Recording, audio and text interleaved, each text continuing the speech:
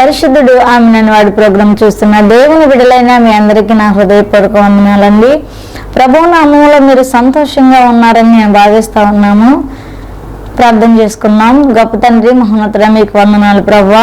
మీ దయలో మీ కృపలో ఇంతవరకు మమ్మల్ని కాచినందుకు, దీర్ఘాయువు ఇచ్చినందుకు మీకు వందనాలు ప్రభువా. నీ మాటలు ప్రభువా, నీ బిడ్డలు వినుచుండగా వెనకల చెవులను గ్రహించే మనసుని మీరు దయచేయండి ప్రభువా. మాట్లాడేది నేను కాదు ప్రభువా, నాలో నుండి మీరు మాట్లాడి మహిమ పొందుకొనమని మోషే నోటికి తోడైన దేవుడవు, నా నోటికి కూడా తోడైంది జ్ఞానాంశంలో పలుకుటకు కృప చూపించమని, అయా నీ బిడ్డలకు ఏ వాక్యం అవసరమో సమస్తాన్ని మీరే సమకూర్చి అందించమని త్వరలో రాబోతున్న యేసుక్రీస్తు వారి నామములో అడుగుచున్నాం తండ్రి, ఆమేన్. ఈ పరిశుద్ధుడు ఆమెనని వాడి ప్రోగ్రాం ద్వారా అనేకులను ప్రభువు బలపరుస్తున్నారండి. అనేకులను స్థిరపరుస్తున్నారు. కొన్ని కుటుంబాలు కడుతున్నారు ఆయన. కొన్ని నశించిపోయే ఆత్మలను ఆయన రక్షిస్తున్నారండి. ఈరోజు మన అంశము దేవుణ్ణి ప్రేమించుట. దేవుడు లోకమును ఎంతో ప్రేమించాడు, కానీ మానవుడు దేవుణ్ణి ఎంతగా ప్రేమించాడు? దేవుని ఆజ్ఞలు ఎంతగా ప్రేమించాడు? దేవుని యొక్క మాట లక్ష్య పెడుతున్నాడా మానవుడు? నిర్లక్ష్య పెడుతున్నాడా? దేవుని ఇష్టాన్ని చొప్పున నడుస్తున్నారా మానవుడు? వారి సొంత ఇష్టాన్ని నెరవేర్చుకోవటానికి జీవిస్తూ ఉన్నారా? కొన్ని విషయాలు ఈరోజు మనం తెలుసుకున్నాం బిడ్డలారా. ఈరోజు మన అంశము దేవుణ్ణి ప్రేమించుట. దేవుణ్ణి ప్రేమించేవారు దేవుని వలె జీవించాలనుకుంటారు. దేవుని ప్రేమించేవారు కళంకము లేని వారుగా జీవించాలనుకుంటారు. దేవుని ప్రేమించేవారు ఇతరులను కూడా ఆదరిస్తారు. దేవుని ప్రేమించేవారు కదువులో, కష్టములో, నష్టములో, వేదనలో, బాధలో, కృంగుదలలో ఉన్నవారు వారిని చేర్చుకుంటారు. దేవుణ్ణి ప్రేమించేవారు ఇతరుల కష్టము మన కష్టము అని ఎంచి వారు ఆ కష్టాన్ని పంచుకుని ఓదారుస్తూ ఉంటారండి. దేవుణ్ణి ప్రేమించుట ఎలా అంటే, కీర్తన గ్రంథము 49వ అధ్యాయము 1-2 వచనాలు మీరు చదువుకుంటే ఇక్కడ దేవుని మాట ఆలకించాలి. దేవుని ప్రేమించి ఎలాగంటే, దేవుని ప్రేమించే ప్రతి ఒక్కరూ దేవుని మాటలు ఆలకిస్తారు. కొందరు అందంగా షైనింగ్గా కనబడితే వారు చెప్పే మాటలు ఆలకిస్తారండి. రూపం అవసరంలో దేవుని సన్నిధిలో. ఈ బాహ్య రూపము పరలోకం వెళ్ళదు. దేవుని గుణలక్షణాలు, దేవుని యొక్క ఆ యొక్క సత్ప్రవర్తన కలిగి ఉంటే బిడ్డలారా పరలోకం చేరతారు. దేవునికి ఇష్టమైన రీతిలో ఎవరైతే జీవిస్తారో వారు దేవునికి ఇష్టమైన రీతిలో జీవించి బోధిస్తూ ఉంటారండి. నా జీవితంలో ప్రభు అన్నారు, నా ఇష్టానికి నువ్వు అప్పగించుకుంటే కుమార్తె నిన్ను బలపరిచి బలముగా సేవ పరిచర్లో వాడుకుంటానని ప్రభు నాకు వాగ్దానం చేశారండి. నేను ఆయన వల్ల జీవించాలని ఇష్టపడుతున్నాను. ఆయనకి ఇష్టమైన రీతిలో జీవించాలని నన్ను నేను ఆయనకి అప్పగించుకోవటం జరిగిందండి. నా కుటుంబస్తులను కూడా నా దేవునికి నేను అప్పగించుకోవటం జరిగింది. నువ్వు దేవునికి ఇష్టమైన రీతిలో జీవించాలంటే మొదట దేవుని ప్రేమించాలి. రెండవదిగా ఆయన మాటలు ఆలకించాలి, హృదయపూర్వకముగా అంగీకరించాలి. అందంగా ఉన్నవారు చెప్తే విందాము. ఇక వీరు చూడటానికి బాగోలేదు కదా, నల్లగా ఉన్నారు కదా, వీరు మరి అంతగా బోధించట్లేదు కదా, ఇది కాదు మీరు చూసేది. దేవుని వాక్యాన్ని చూడండి, ఆయన మాటలు వినండి, ఆయనకి ఇష్టమైన రీతిలో మీరు జీవించటానికి యత్నము చేయండి. ఈ కీర్తన గ్రంథము 49వ అధ్యాయం 1-2 వచనాల ద్వారా మీరు నిత్యము దేవుని మాటలు ఆలకించాలి, దేవుని కొరకు ప్రవర్తించాలి, దేవుని చిత్తములో మీరు నడవాలని, అదే దేవుని ప్రేమించటాన్ని ప్రభువు బయలుపరుస్తూ ఉన్నారండి. కీర్తన గ్రంథము 47వ అధ్యాయము 1-4 వరకు చదవండి. ఇక్కడ మన దేవుడు ఎటువంటి దేవుడు? మహాగణుడు, భయంకరుడు. యెహోవా భయంకరుడు అంటే ఆయనకు భయపడాలి. మీ ప్రవర్తన విషయంలో మీ ప్రవర్తన ఆయనకి ఇష్టమైనట్లుగా కాచుకోవాలి. లేదంటే ఆయన ఉగ్రుడై ఆయన పరీక్షలు పెడతా ఉంటాడు. ఇక్కడ పరిశుద్ధాత్మ దేవుణ్ణి భయంకరుడిగా మనం చూడాలి. దేవునిలో రక్షించబడిన వారు, రక్షణ లేని వారు, దేవుడు ఉన్నారు, ఆయన యేసయ్య అని తెలుసుకున్నవారు, ఆయన మరణాన్ని గెలిచి లేచారు, మన పాప విమోచకుడని తెలుసుకున్నవారు పాపం చేయటానికి వెళ్ళేటప్పుడు ఆయన భయంకరుడని ఆలోచించాలి. ఒక అడుగు వెనక్కేసి ఆలోచించాలి. ఒక అడుగు సాతాను మాట విని ముందుకు వేసి ఆలోచించడానికి ఇక లేదు. పాపానికి శిక్ష మరణం. అక్కడ ఆయన భయంకరుడుగా కనబడుతున్నాడు. పాపము చేసిన వారికి మరణ శిక్ష విధించబడింది. దాన్ని తప్పించగలిగే వారు ఎవరు? కీడు చేసి మేలును అనుభవిస్తావా? మేలు చేసి కీడును అనుభవిస్తావా? కీడుకు ప్రతికీడు చేస్తావా? అలా చేయకూడదు అని తలంచి వెనక్కి వస్తావా? మేలు చేయాలి. కష్టమైన నష్టమైన మేలు నేర్చుకోవాలి. ఇక్కడ దేవునికి భయపడే వ్యక్తిగా నువ్వు జీవించాలి. దేవుని ప్రేమించేవారు దేవుని మాటలు శ్రద్ధగా ఆలకిస్తారు. ఎవరు చెప్పినా సరే, వృద్ధులు చెప్పినా, యవనులు చెప్పినా, స్త్రీలు చెప్పినా, పురుషులు చెప్పినా, చిన్నలు పెద్దలు నపుంసకులు ఎవరు దేవుని సేవలోనికి వచ్చి ఎవరు మాట్లాడినా సరే ప్రేమతో వింటారు. దేవుని ప్రేమించేవారు ఆయనను ప్రేమగా ఆలకిస్తూ ఉంటారు. ఆయన మాటలు ప్రేమగా హృదయంలోనికి ఆహ్వానించుకుని పదిలిపరుచుకుంటూ ఉంటారండి. రెండవదిగా ఆయన భయంకరుడు. నువ్వు పాపం చేయాలని ఆలోచన వచ్చినప్పుడు, నువ్వు పాపము మీద నువ్వు ఇష్టాన్ని పెంచుకున్నప్పుడు, ఆ పాపాన్ని నీ హృదయంలోనికి, దేహాల్లోనికి, నీ కుటుంబంలోనికి తెచ్చుకున్నప్పుడు ఆయన భయంకరుడు, ఆయన ఉగ్రుడు, ఆయన అగ్ని వలె మండుచున్న దేవుడు. ఆయన అగ్ని కురిపిస్తే ఈరోజు నేను ఏమైపోతాను అని ఆయన రోషాన్ని నువ్వు జ్ఞాపకం చేసుకోవాలి. దేవుని ప్రేమించేవారు పాపం చేయాలని అనుకోరు. ఒకవేళ తలంపులు వచ్చినా, ఆలోచనలు వచ్చినా, ప్రభు నన్ను క్షమించయ్యా, ఏ దుష్ట ప్రభావం నన్ను వెంబడిస్తుంది ప్రభు, నన్ను కాపాడు ప్రభు అని మోకరించి ఉపవాసాలుండి ఏడ్చి ప్రార్థన చేస్తారండి. అనేక చోట్లకు వెళ్ళి అనేకులకు ప్రార్థన చేసి వచ్చినప్పుడు అపవాది ఎంతగానో శోధించాలని చూసేవాడండి. ప్రభు నన్ను బలపరిచాడు, యేసేపు వలె నన్ను కాపాడాడు, ప్రతి గుంటలో నుంచి లేవనెత్తాడు. ఒక్కొక్కరితో మాట్లాడుతుంటే వారు అబద్ధాలు మాట్లాడుతూ ఉంటారు. ఆ దురాత్మలో మా మీద దాడి చేయాలని చూస్తూ ఉంటాయి. ఒక్కొక్క ఆత్మ దొంగతనం చేయడానికి ఇష్టపడుతుంది. ఒక్కొక్క ఆ దురాత్మ కీడులో పడాలని అనుకుంటుంది. ప్రభా నీవు నాకు ఆధారంగా ఉండి నాయన, నన్ను కాపాడు ప్రభు అని అడిగినప్పుడు ఎన్నో మార్లు ప్రభు నన్ను కాపాడటం జరిగిందండి. మీరు కూడా శ్రమ రాకముందే, అపాయము రాకముందే పాపము చేయకుండా మీరు దేవుని పాదాల దగ్గర ఏడవండి, ఉపవాసాలుండి ఏడ్చే ప్రార్థనలు చేయండి. మీ బిడ్డలకు కూడా రోదన ధ్వని నేర్పించండి. కీర్తన గ్రంథం 50 అధ్యాయం 1 నుండి 6 వరకు మనం చదువుకుంటే ఇక్కడ మొదటిగా దేవాది దేవుడైన యెహోవా ఆజ్ఞ ఇచ్చుచున్నాడు, తూర్పు దిక్కు మొదలుకొని పడమటి దిక్కు వరకు భూనివాసులను రమ్మని ఆయన పిలుచుచున్నాడు. భూనివాసులందరూ కూడా దేవుని సన్నిధికి రావాలి. దేవుడు ఒక్కడే, బాప్తిస్మం ఒకటే, రక్షణ ఒకటే, పరిశుద్ధాత్ముడు ఒక్కడే. ఆయన మిమ్మల్ని ప్రేమిస్తున్నాడు. మీ ద్వారా ఆయన యొక్క కార్యములు జరిగించాలని ఆశపడుతున్నారు. బిడ్డలారా, మీరు రండి దేవుని సన్నిధికి, ఆయన గొప్ప కార్యములు చూడండి. ఊపిరిపోయే వారికి ఊపిరి పోస్తున్నాడు ఆయన. ప్రతి ఒక్కరి బలహీనత నుంచి ప్రభు విడిపిస్తా ఉన్నారు. మీ కొరకు పరలోక రాజ్యం సిద్ధపరిచి ఉంచాడు ఆయన. ఈ లోకంలో నీవు ఏదైనా ఇస్తేనే నీ స్నేహితులు నిన్ను ప్రేమిస్తారు, నీ తల్లిదండ్రులు, నీ బంధువులు ప్రేమిస్తారు. ఏమీ కోరుకోకుండా తన ప్రాణాన్ని మన కొరకు ఇచ్చేశారండి. తన రక్తాన్ని, యేసుక్రీస్తు వారు తన సొంత రక్తాన్ని చివరి రక్తపు బొట్టు వరకు మన కొరకు చిందించారు.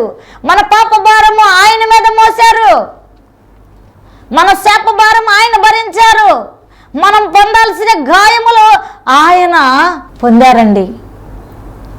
మన కొరకు ఆయన నలగొట్టబడ్డారు, రూపము లేని వ్యక్తిగా మారిపోయారు. ఆయన సొగసైనను స్వరూపమైనను లేకుండా తను తాను నలగొట్టడానికి అప్పగించుకున్నారండి. కొట్టువారికి ఆయన వీపును అప్పగించుకున్నారు. నిన్ను ప్రేమించి, నిన్ను రక్షించాలని, నిన్ను పరలోక రాజ్యం చేర్చాలని ఆయన ఎంతగానో రోదన ధ్వనితో 40 దినములు పగలు రాత్రులు ఏమి తినక తాగక ఉపవాసాలు ఉన్నారు. నిన్ను కడగాలని, నిన్ను సరిచేయాలని, నీ నుంచి ఆ యొక్క గొప్ప ప్రేమ పొందాలని ప్రభు అయిన యేసుక్రీస్తు వారు ఎంతో ఆశపడుతున్నారు. నువ్వు పాపివని వెనక్కి వెళ్ళిపోవద్దు, సర్వజనులారా నా సన్నిధికి రండి, నా యొద్దకు రండి అని ఆయన పిలుస్తూ ఉన్నాడు. ఆయన పిలిచినప్పుడు ఆయనను ప్రేమించేవారు ఆయన స్వరం వింటారు.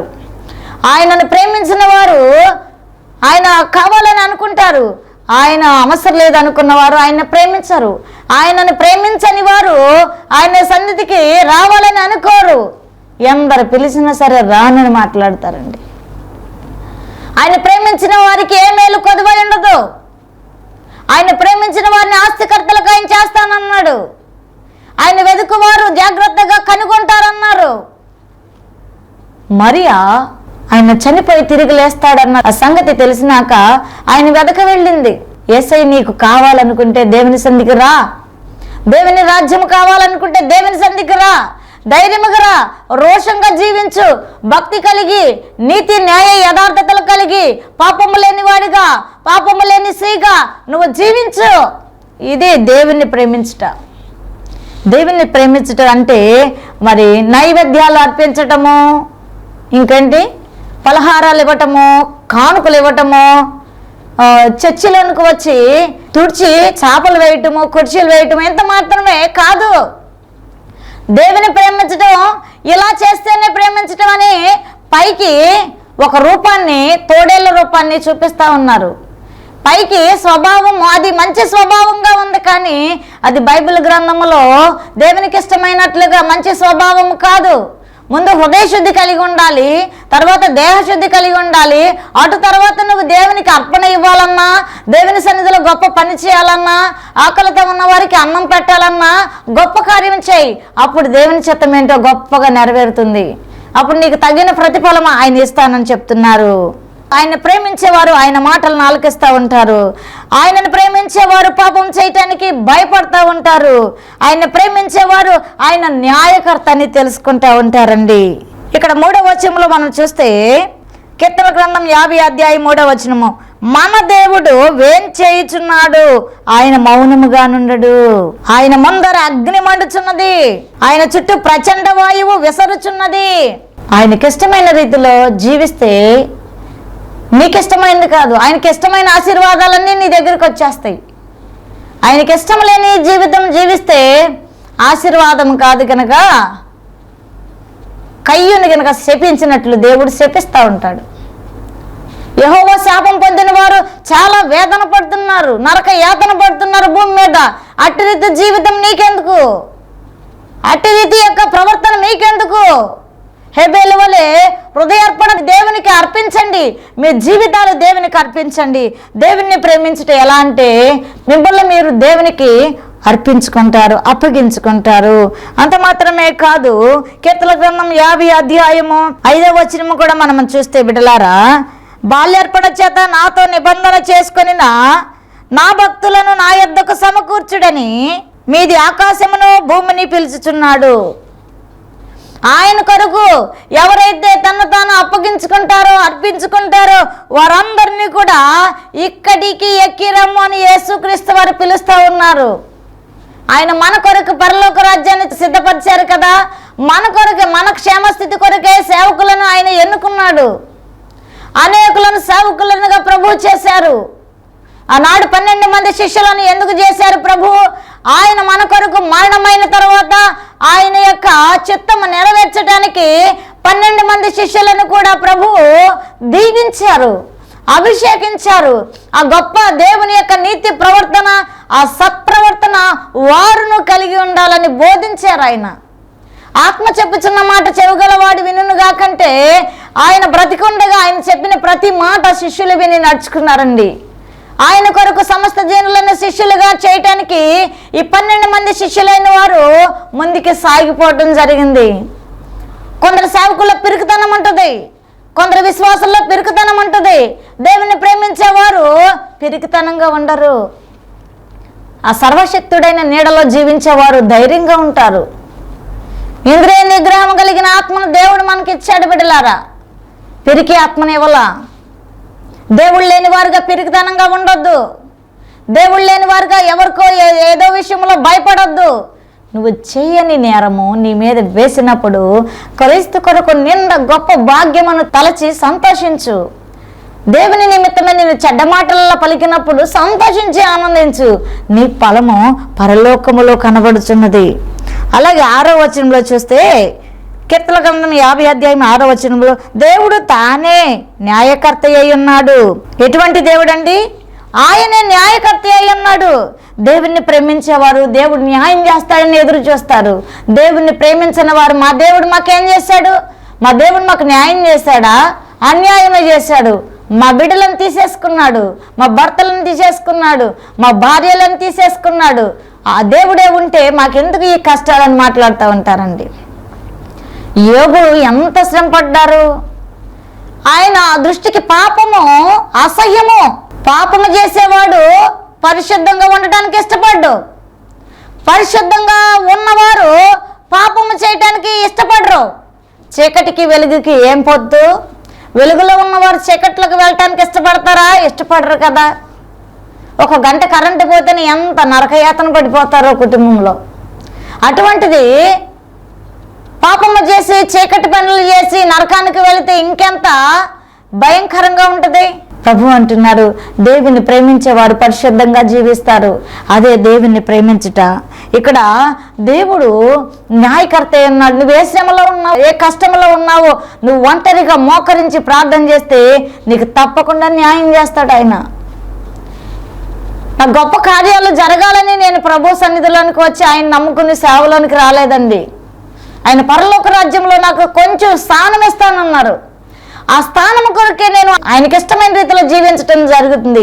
ఆ పరలోకంలో ఉన్న స్థానం కొరకు నేను సంతోషకరంగా ఏమి ఉన్నా లేకపోయినా బిడ్డలారా ఆయన కొరకు జీవించటం జరుగుతుంది.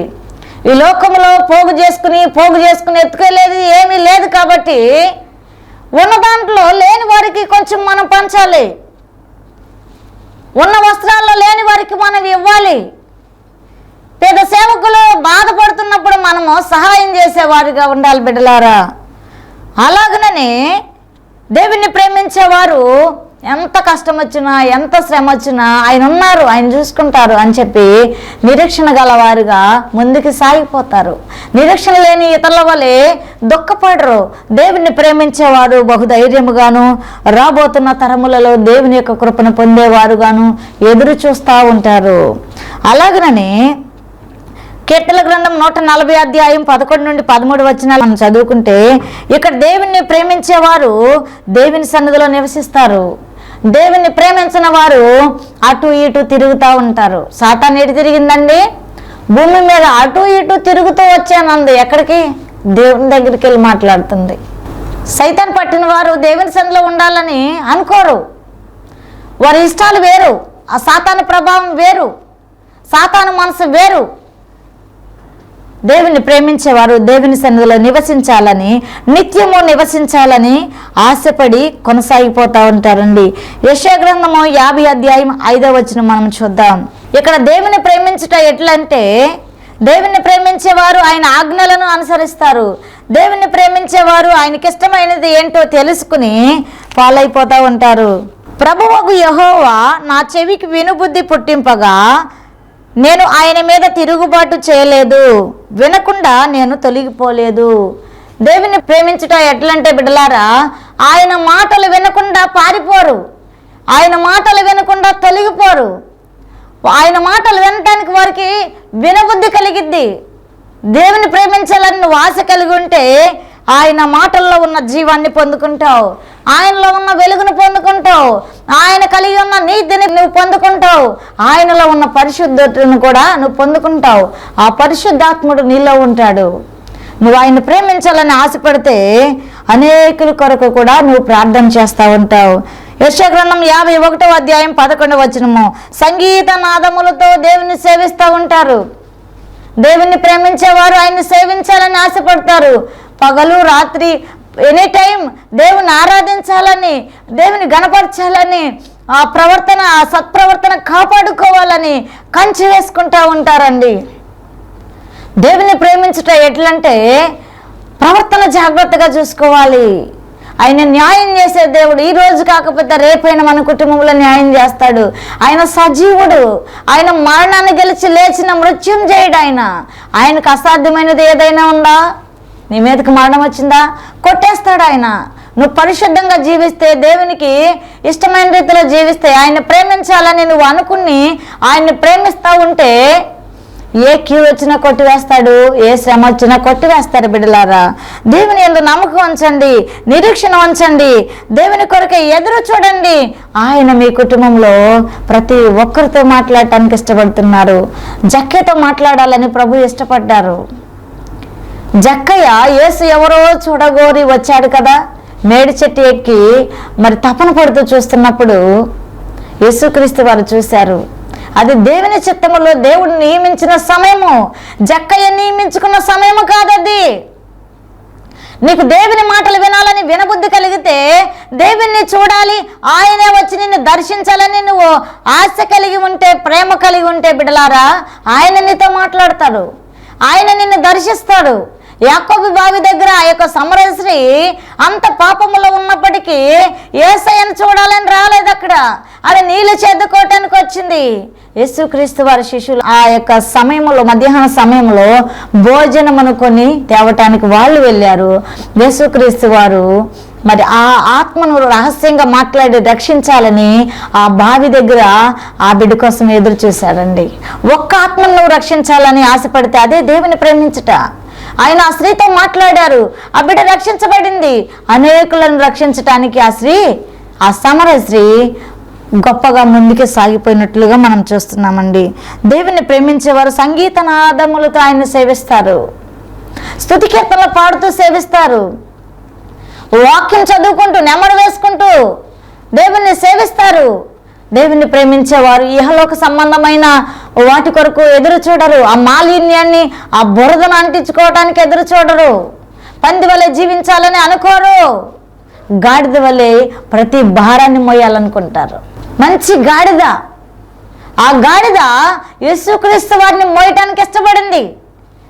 నువ్వు దేవునికి ఇష్టమైన రీతిలో దేవుని ప్రేమించాలని అనుకుంటే, జీవించాలని అనుకుంటే ఇతరుల భారాన్ని మోస్తావు, ఇతరుల కొరకు ప్రార్థన చేస్తావు, ఇతరుల్ని దేవుని యొక్క సన్నిధిలోనికి నడిపిస్తావు. వారు కూడా నీలో ఉన్న అభిషేకం పొందుకోవాలని నువ్వు ఆశపడతా ఉంటావు. అలాగని యెషయా గ్రంథం 52వ అధ్యాయము 5వ వచనం బిడ్డలారా, ఇక్కడ అనేకులు దేవుని బాధపరిచేవారు కనబడుతున్నారు, దేవుని పిల్లలను బాధపరిచేవారు కనబడుతున్నారు. దేవుని యొక్క సేవకులను మాటల ద్వారా, క్రియల ద్వారా, ప్రవర్తన ద్వారా ఇతరులను పంపించి గాయపరచటానికి ఇష్టపడతా ఉంటారు. దేవుణ్ణి బాధపరిచేవారు ఈ లోకంలో ఉన్నారు, ఈ భూమి మీద ఉన్నారు. సాతాను రాజ్యము సంచరిస్తుంది, సాతాను పిల్లలు విస్తరిస్తున్నారు. ప్రభువు ఉన్నాడు, ఆయన కాపాడుకోవటానికి ఇష్టపడుతున్నాడు, ఆయన రక్షించటానికి సమర్థుడు. షడ్రకు, మేషకు, అబేద్నెగో మరి అగ్నిగుండంలో రాజు పడద్రోసినప్పుడు భయపడక సంతోషంగా ఎందుకు వెళ్ళారంటే, మా దేవుడు మమ్మలను రక్షించటానికి సమర్థుడు అంటారు. ఎంత శ్రమ వచ్చినా, ఎంత కష్టం వచ్చినా పక్కవారిని నిందించకుండా దేవుణ్ణి సేవిస్తూ ముందుకు వెళ్ళిపోవాలి. ఇది దేవుణ్ణి ప్రేమించుట. అలాగనే యెషయా గ్రంథం 53వ అధ్యాయం 5వ వచనము, అతడు మన కొరకు గాయపరచబడ్డాడు, ఆయన మనలను ప్రేమించాడు. నువ్వు దేవుని ప్రేమిస్తే దేవుని కొరకు గాయపరచబడటానికి, నలగొట్టబడటానికి, శ్రమలు పొందుకోవటానికి నువ్వు ఇష్టపడతావు. శ్రమ లేనిదే నువ్వు క్రైస్తవుడుగా బ్రతకటానికి వీలు లేదని ప్రభు మాట్లాడుతున్నారు. శ్రమ క్రైస్తత్వాన్ని బయటికి తీసుకొస్తుంది, పరిశుద్ధతను, గొప్పతనాన్ని బయటికి తీసుకొస్తుంది. శ్రమ ద్వారా నీకు పరలోక రాజ్యము, నీ ద్వారా వేలాది ఆత్మలు రక్షించబడతాయని ప్రభు మాట్లాడుతున్నారు. యెషయా గ్రంథం 54వ అధ్యాయం 10వ వచనము, నా కృప నిన్ను విడిచిపోదని దావీదుతో ప్రమాణం చేసిన దేవుడు, నువ్వు దేవుని ప్రేమించి దేవుని కొరకు జీవిస్తే ఆయన కృప నిత్యము నీతో ఉంటుంది. యెషయా గ్రంథం 54వ అధ్యాయం 15వ వచనము, నీ యొక్క విరోధులు, నీ శత్రువులందరూ నీ పక్షపు వారు అవ్వాలంటే నీలో ఉన్న దేవుని చూడాలి, నిన్ను సంతోషపరచాలి, నీతో స్నేహం చేయాలంటే నువ్వు దేవుని ప్రేమించుట ఎట్టుతో నేర్చుకుంటే శత్రువుల కొరకు ప్రార్థన చేస్తావు, వారు మిత్రులుగా మారుతారని ప్రభు మాట్లాడుతున్నాడు. మొదటి రాజుల గ్రంథము 2వ అధ్యాయము 1 నుండి 10 వరకు మీరు చదవండి. ఇక్కడ దావీదు వృద్ధాప్యంలో ఉన్నప్పుడు, చనిపోయే దినము వచ్చినప్పుడు కుమారుడైన సొలొమోనుతో గొప్పగా బలపరచడానికి నడవటానికి ఆయన ఇష్టపడ్డారండి. కీర్తన గ్రంథం 119:67 నీ వాక్యమును అనుసరించి నేను నడుచుకుంటానన్నాడు దావీదు. నడుచుకున్నాడు. కుమారుని కూడా దేవుని అనుసరించి నడుచుకో, అదే నువ్వు దేవుని ప్రేమించినట్లు లోకానికి కనపడుతుందని దావీదు ఈ యొక్క సొలొమోన్ని బలపరచడం మనం చూసామండి. కీర్తన గ్రంథం 113:8 ఇక్కడ దరిద్రులను పెంట కుప్పలో పడి ఉన్న వారిని మొత్తాన్ని లేవనెత్తడానికి ఆయన ఇష్టపడ్డారు. నువ్వు కూడా లేవనెత్తబడి అనేకులను లేవనెత్తాలని ప్రభు ఆశపడతా ఉన్నారు. ఇది దేవుని ప్రేమించుట. దేవుని ప్రేమించుట ఎట్లంటే దేవుని మాటలు శ్రద్ధగా ఆలకించాలి. ఆయన న్యాయం చేస్తాడని చూడాలి. ఆయన పరిశుద్ధుడు కనుక ఆయన కృప మనలను విడిచిపోదని మనం నమ్మాలి. దేవునికి ఇష్టమైన రీతిలో మనం బ్రతికితే మనకి విరోధి ఎవడు? శత్రువులు కూడా మిత్రులుగా మారిపోతారండి. నువ్వు దేవుని కొరకు అప్పగించుకో. యేసే గొప్ప దేవుడని నమ్ము. ఆయన్ని సొంత రక్షకుడిగా నువ్వు అంగీకరించినట్లయితే పరలోక రాజ్యానికి నువ్వు వారసురాలు అవుతావు, వారసుడు అవుతావు. నీ కుటుంబస్తులందరూ కూడా, నీ బిడ్డలు, నీ తరతరాల వారు కూడా వారసత్వాన్ని పొందుకుంటారు. ఈ నిరీక్షణ నిన్ను సిగ్గుపరచదు. దేవుడు నిన్ను యాకోబు వలె గొప్ప చేయాలని ఆశపడుతున్నాడు. యాకోబు వలె దేవుని కొరకు నువ్వు పెనుగులాడటానికి ఇష్టపడు. దేవుని ప్రేమించుట ఎట్లా నువ్వు నేర్చుకో. సత్ప్రవర్తన, మంచి అనుభవాలు కలిగి నువ్వు ఉంటే నువ్వు పరలోక రాజ్యానికి సమీపస్తుడిగా వెళ్ళిపోతావు. ఈ లోకములో బంధువులతో పని ఉండదు, స్నేహితులతో పని ఉండదు, ఇరుగు పొరుగు వారితో పని ఉండదు. కేవలం క్రైస్తవులతో కలిసి నువ్వు కొనసాగిపోతూ ఉంటావు. ఈ కొద్ది మాటలు ప్రభు దీవించి ఆశీర్వదించును గాక. ప్రార్థన చేసుకుందాం. గొప్ప తండ్రి, మహోన్నతుడా, మీకు వందనాలు ప్రభా. ఇంతవరకు మమ్మల్ని కాచి కాపాడినందుకు నీకు వందనాలయ్యా. నీ బిడ్డలు విన్న ప్రతి మాటను దీవించండి, ఆశీర్వదించండి. హృదయంలో వాక్యాన్ని పదిలిపరచుకోవడానికి సహాయం చేయమని ప్రతి బిడ్డను మీరు రక్షించండి.